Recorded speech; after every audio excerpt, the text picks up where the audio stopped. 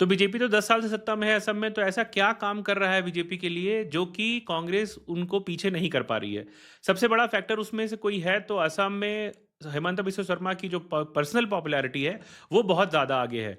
अगर आप उनका पॉपुलैरिटी ग्राफ भी देखेंगे तो बढ़ता ही है। जो भी सर्वेज आए हैं उनमें 48 से लेके 56% तक को उनकी पॉपुलैरिटी दिखाई जाती है, जो कि असम में बीजेपी की पॉपुलैरिटी एज अ पार्टी से भी उनका जो चेहरा है बड़ा दिखता है।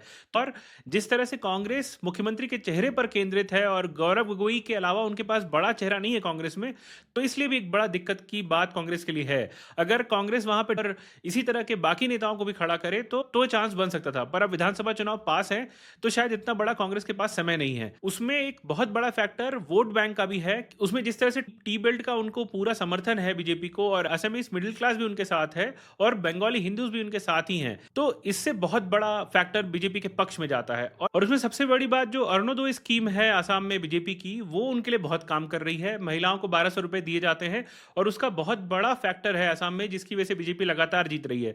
तो ये जो फैक्टर्स हैं वो बीजेपी को कहीं आगे कर देते हैं कांग्रेस से, और कांग्रेस अभी तक इसका कोई कार्ड ढूंढ नहीं पाई है।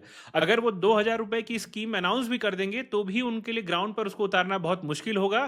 तो और इसलिए ही कांग्रेस पर जनता का जो ट्रस्ट है आसाम में नहीं बन पा रहा है, और यही वजह है कि कांग्रेस विधानसभा में भी शायद बीजेपी से पीछे ही रहे।